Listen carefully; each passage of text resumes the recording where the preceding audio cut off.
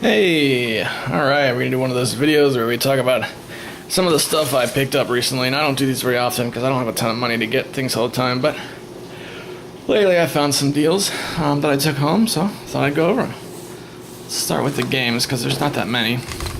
This is a thrift store purchase. I got Civilization II, and I got this for $3.50. So that was a good find. The same trip I got the original Gran Turismo, which I'm very happy about, which as you can see was $3 and squiggly line. Now, the cool thing about this was that, let's see, so here we have the original game, right? Now Gran Turismo, the first one, was a 1-disc game that came in a 2-disc container. But this copy, for some reason, see, you can see in the second CD thing there's no teeth. They put in, and I really need to put this in a container somewhere, the arcade mode disc of Gran Turismo 2. So, yeah, that is a thing that's included in this. Oh, I think I put it back together wrong. In this thrift store find. I'm going to put that back together when we're done. Before I destroy that brand new game. And then my older brother gave me this for my birthday. Yeah. So pretty cool. And that's all the games. Next, I want to get to some controllers. This is really the video of the controller, I think. So let's start with these. Side by side, these are both USB game pads that are shaped to look like old Nintendo controllers. And I got both of these at MagFest, but I forgot to put them in the video. So I bought this one, and then the very next morning, a friend bought this for me. So now I have two, so that's great. So I got those two. And this is pretty cool. This is, this is the iDroid Con Bluetooth controller. And it's for Android devices and iPods and iPads and so forth. It's a Bluetooth controller. I got it for my Android tablet because I wanted to use a controller without having to root my tablet to use a PlayStation 3 controller. So this is a native controller that worked out of the box very easily with my tablet, which is pretty great. It was $30. This is the box that it came in right here. Pretty sweet piece of hardware. I'm really happy with it. Another controller. And then at the thrift store last time I was there, found this guy. This is a Gravis Gamepad Pro. Now if you look here, they used to come with a little tiny joystick that was about that big that you could screw into this little hole, and you can see that it has been screwed in and broken off. But this is, believe it or not, a USB gamepad, and I have used it. It works actually quite well. As a matter of fact, better than this, not this one, but this one. This works better. Once upon a time, Gravis was where I was at, very, very long time ago. So I got this for local multiplayer PC games so that I have like a loaner that friends can use when they come over. And as you can see, one of the great things about this controller is that the cable's really long, which is cool.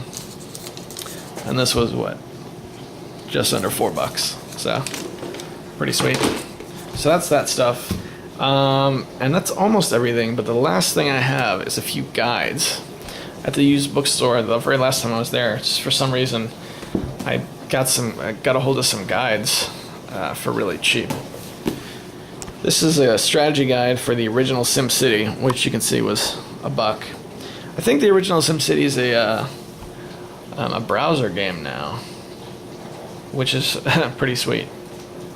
But yeah, I love old guides, so I had to pick that up. Especially since between my wife and I, we have guides for every major SimCity release, with the exception of SimCity 2000. Now that includes the brand new game. We've got the Prima guide for that. So that's SimCity. Let's do Lords of Magic, which I bought on GOG a long time ago. This isn't the strategy guide. This is actually the manual. Came with the game back when manuals were for men. Yeah, so this is pretty sweet. If you buy this on GOG, it actually comes with a PDF of this manual. But I thought, since this was what, $1.50, not too bad. And I really don't know how to play this game, so I thought it might be cool to actually own the original manual. Now we get into Civ stuff. Let's see, one of the games was Civ II, right? Well, here's the Civ II manual. 50 cents.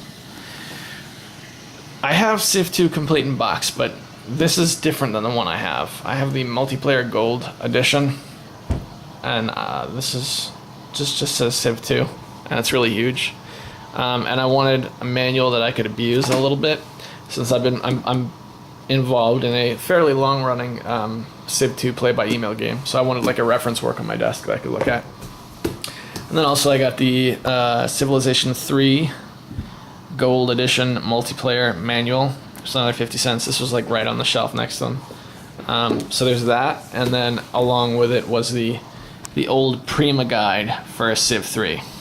Now, one of the interesting things about these Civ 3 guides is if you go buy Civ 3 now from, say, Steam, where it's $5, or Gamersgate, where it's $5, you get Civ 3 complete. Now, this is not so much this one. This is for the vanilla edition, and a lot of stuff had been added since this between the time this came out and when the final complete version was released.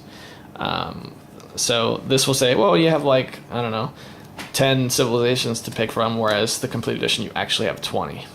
But I do enjoy it.